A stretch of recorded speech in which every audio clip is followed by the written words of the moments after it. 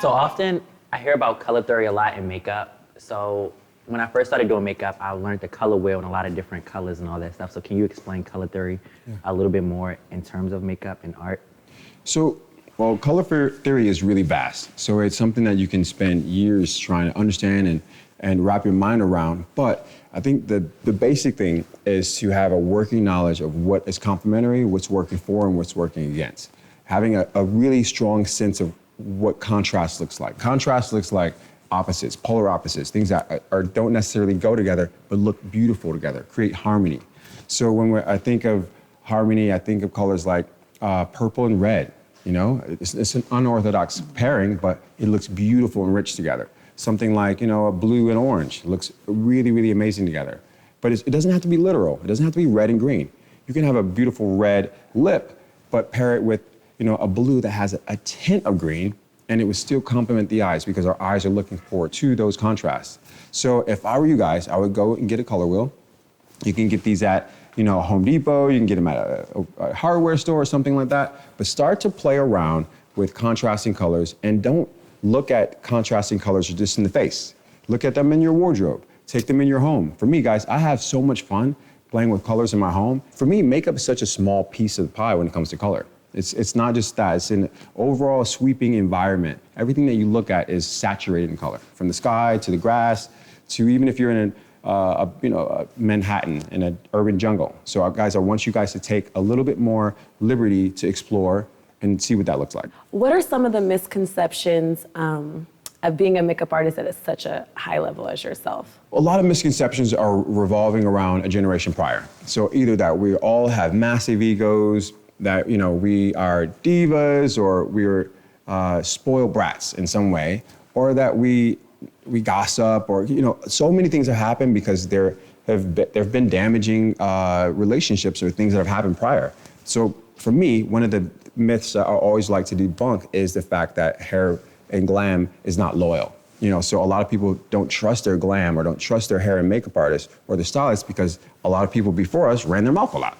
So I always try to make sure that I instill a sense of calm, and they know that I'm loyal. So in that, you can only instill, how do you show someone you're loyal? You don't show someone, you don't tell someone, you just do. And so when I say do, you don't talk about other people around them. You make sure that they feel like it's a safe space for everyone. If you're really guarding someone else's brand and their privacy, you do the same thing, and they'll know that, they'll see that. And they'll always feel like you're a safe space, not to just talk to you about work stuff, but maybe even their personal stuff, their children, their homes, and things like that. Because you guys are not just like bartenders. You guys are gonna be there when things hit the fan. They're gonna talk to you about things they don't even tell their therapist. So they have to trust you. I think trust is the #1 factor.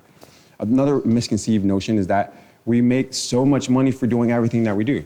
So you guys, I'm not sure if you know, but yes, you do know, editorial rates are a thing. So every person who does a magazine cover, they think, even some of my family possibly may think I'm rich because I have all these covers.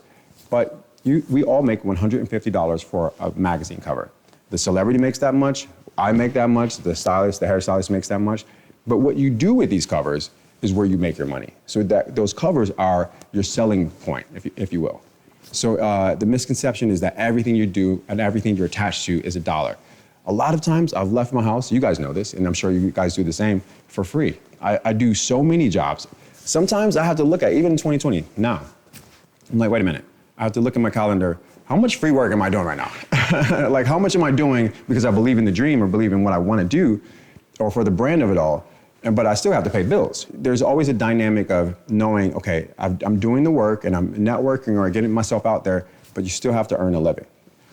Because it seems really glamorous from the outside, but no one knows where your money is coming from. I think another misconception possibly for makeup artists is that a lot of makeup artists are not always the most hygienic. I see a lot of kits and their kits are not clean. I mean, listen, this is a COVID year. We're trying to get out of a pandemic. So everyone's fearful of their hygiene, everyone's fearful of their safety when it comes to germs. So the best thing you can do is you can show them how sanitary your practices are. Sharpen things in front of them, spray things down around them. Even if it seems like theater, it's something that you need to do, you need to lean into to give them a sense of calm.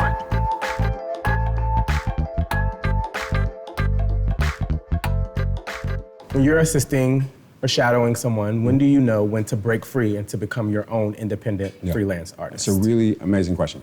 So everyone is different. For me, I wouldn't say I was happy being an assistant, but I really did enjoy the ease of never having to carry a huge suitcase. I would just show up to with a small backpack, you know? The best thing about it is that I met everyone. I met all the models, all the directors, all the photographers, but I don't have to have the stress that the key has. The key, we know, is the person who's on the call sheet. So the key has all the stress, but they get the glory as well, but it's a lot of stress involved. But I just remember as an assistant, oh man, I get a chance to just roll up to set, meet all these people, network, make sure they look good, and go home, you know, and not have to worry about the drama of it all. But if you're doing your job really, really well, people are gonna ask for you. So I was starting to get requests from all the models, from this person, that person, you know, celebrities at the time, even though I was an assistant. And so I knew I didn't want to jeopardize the work that I was doing with the person I was understudying with, because I really respected them. So I didn't want to go. They were actually kind of like, I think it's time. Because I was like, well, okay. But the reason I didn't think it was time, because I wasn't making enough money to bridge that gap yet. So I had to stay in the strip club, but that's neither here nor there. But I feel that if you are in a place where people are either invested in what your day rate looks like, if people are asking you often, hey, what is your rate? What is your rate? If people are paying you, you know, often, maybe more than 5 to 6 days a month, if you think about it, for what you do, you can, once you stop working for someone else, you can multiply that if you're paying attention or if you have enough of a hustle behind you. So for me, it's like, okay, if I have 5 days a month where I'm making a rate, can I do that on my own full time? And so that would be something that you want to consider. Also, maybe consider the market that you're in. And a lot of people always ask me, and this might not make people happy who are home, but everyone's like, hey, listen, do I need to move? And I know you do. And when I say, do you need to move? You need to move to where the opportunity is. If you are in Alabama, if you are, you know, in Iowa, there's no industry there. There's no opportunity there. I would love to live in Miami, guys, but there's no industry there. I would be going to the airport daily. So you have to go where the opportunity is. And if you guys are meeting opportunity where it is, and you know, you're doing your thing, I think you'll start to have an idea of when it's too much to do both. And so when it's too much and it's too heavy to be there for someone, but also to be there for yourself, then it's time to sort of jump in front of it all and get in front of the message and break out of it.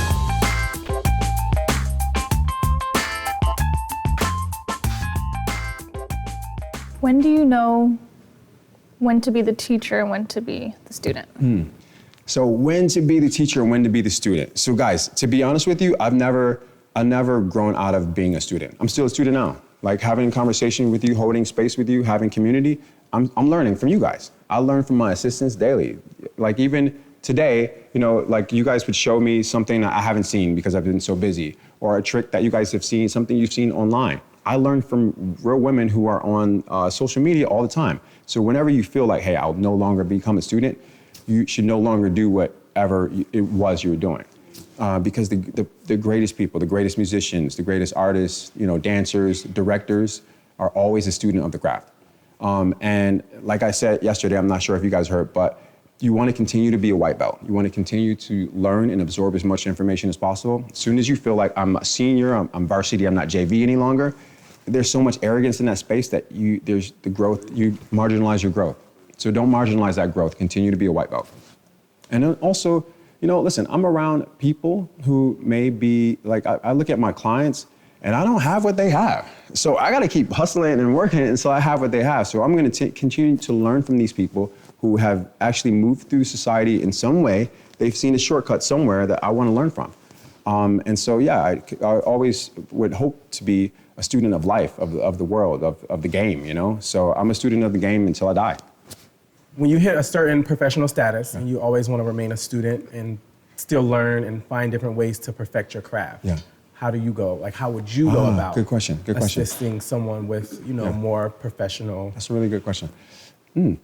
I never thought about that. So the question is, how do, you know, I like being a student, this is what he's saying to me. You enjoy the learning of it all, but how do you continue to challenge yourself? How do you continue to grow?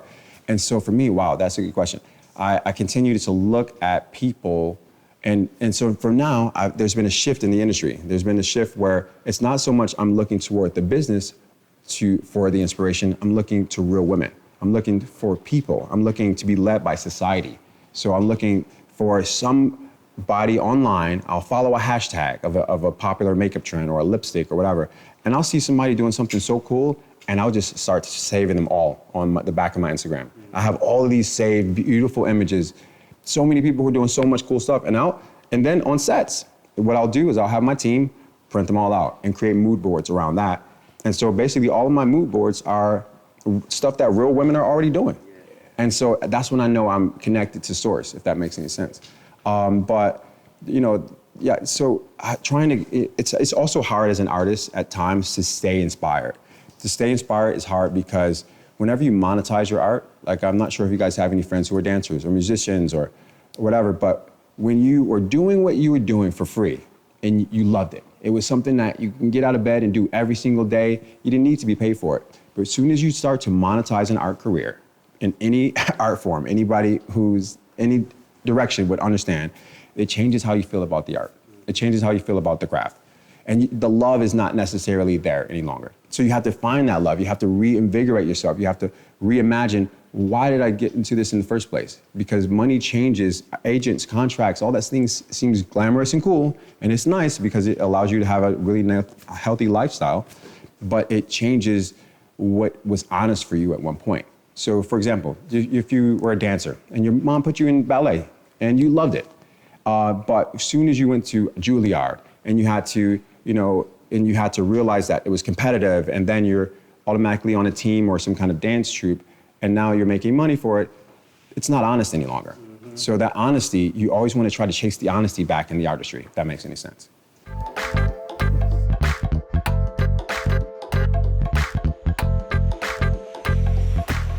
Would you recommend getting with the agency for if you want more celebrity work, if you're a freelance artist? Okay. Was that something you would look to, or do you just keep hustling? That's a really good question. So many people ask me, and I really, this is a whole class in and to itself. What do you think about agents? Do you feel like you need an agent for more celebrity? Or do you need an agent to go to that next level of your career? And years prior, you possibly may have. So years prior, the agents were the gatekeepers. They were the ones who had the connections. They were the ones who sent your book to clients. They had the revolving accounts. They knew the people. But now, agents don't know what to do. They are looking to us. So agents are taking your money nowadays, and I'll say it on wax, or to camera A, hello. Agents are often nowadays taking our money and not realizing that they're learning off of us at the same time. You're teaching your agent how to agent. You're teaching your agent that the business is changing. All these contracts that we're seeing nowadays, all this social engagement, all this influencer marketing, the way that companies are spending their dollar, they're not spending their dollar in the conventional ways they used to, which are advertising buys, which are commercials, which are, in magazines. They're spending it on influencer marketing, on this, on that, on social posting and things like that. So if that's happening and you see that demographic is changing and that network is altering, why would you allow them to learn on the backs of you and still take 20%? Guys, I'll take 15% and I'll give you a little more. But I'm joking. But I think that what you should do is you should arm yourself with the knowledge. So for me, I was like, okay, I had a really amazing agent. I was in a big, massive agency. And they weren't pushing me, they weren't giving me, and I was bringing everything to them. I was bringing the heat, I was bringing home the bacon. I'm like, guys, just cook. I'm bringing everything home. So what I decided to do is let my agent go and build an office around myself. And that can happen on so many levels. I look at people who are really successful at all different levels of the game, and guess what? Like, you guys see, my sister works with me. I have family who works with me. I have people around me who I trust with my last cent. And if something brokers out of that funky, that's a whole different conversation. But at the end of the day, you can build an office around yourself, around your kitchen table, and you don't need an agent. You just honestly need to know that someone's negotiating for you, that you're not negotiating your rates, but also you need to network. And when I say network, it's not the old school networking like, oh, let me go to a place and pass out business cards. That's not kind of where we are any longer. But you should be socially out there. You should be looking to how can I, open this, what I'm doing, I want to have so many women or people see what I do. So, and if you're doing something that's really cool, if you like what you do, if you like the way you apply makeup, guess what? There's about maybe 2 or 3 million women who also are willing to walk the walk that you're walking because you believe in yourself and you know what you're doing. So if that's the case, get a YouTube channel. get some kind of social platform. All this stuff is free. I mean, mind you, it's difficult, it works, but it's working for some people. So the reason it's not working for you is why. Either you're late to the game, you're not understanding how to maneuver or operate with it, or you just feel like it's obsolete and you don't want to work with it. But it's there. These are free tools. So agents are nice to have, but they don't do anything for you. I'll be honest with you, and I say this on my career, none of my agents, period, and every big makeup artist will tell you this, every person have gotten me the things that you guys know from me for. Everything that you guys know about me in terms of work, I've gotten myself, period. Period. Amen. Cool. And all the jewels you dropped today. Today's been a great Saturday. Thank you so much. Of course. Guys, be well, be great. Do it, okay? Be great. I'm kind of depending on you to be great. Oh, absolutely. Thank you. Thank you. Yes. Smile, my brother.